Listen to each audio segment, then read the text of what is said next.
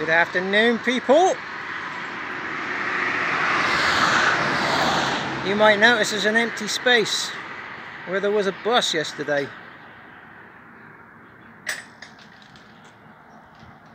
Ha ha ha. Jeremy Clarkson was right. It's impossible to kill a Toyota. So, straight out of the turmoil of having the crank pulley tear itself off, we are now back in the game. So as it's getting near to dark now, this is still fairly light, but it's near enough. I think I'll award myself an early one from the fridge. And while I was scrabbling around underneath there, fixing everything, and when I say fixing everything, I mean one does not simply do the job that is required. One ends up repairing 50 other bodges while you're doing it. So I've had to rebuild the fan shroud. I've had to make a metal section up for that because it's mostly chewed away. I've had to reroute all the power steering piping. I've had to reroute all the aircon piping. I had to remove the rotten cage that held the air conditioning heat exchanger in because it was basically held in by the pipes. Weld all new metal in there, whack all that locked back together, and while I was scrabbling around on the cross member, I found myself a souvenir. There he is. Well, hang on. Well, I've either got potato vision today, or that is not focusing.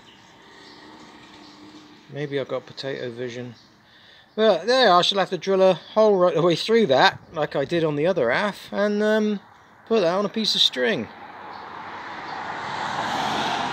That's incredible. That's usually about an 8mm thick boss on there. Well, 6mm maybe. And that's just worn away where the crank pulley's been slapping up and down on it. Exciting times, people.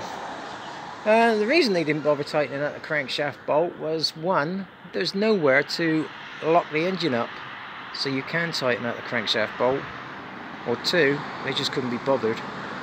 Either way, it took me best part of 30 minutes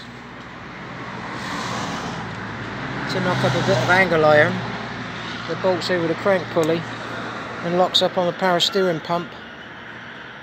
So I've got 120 psi on that bolt. I know they're like quite a lot more than that, but when I went on the internet to get the torque settings,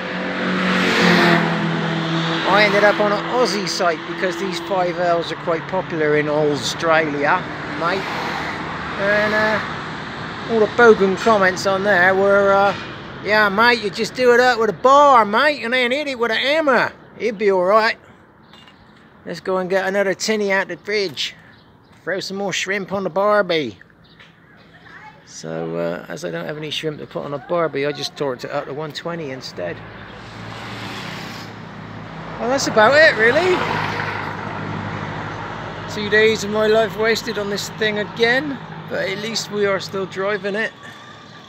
Because I really don't want to be spending any money whatsoever now. This could be the end. I won't ponder on that over a beer. Cheerio now!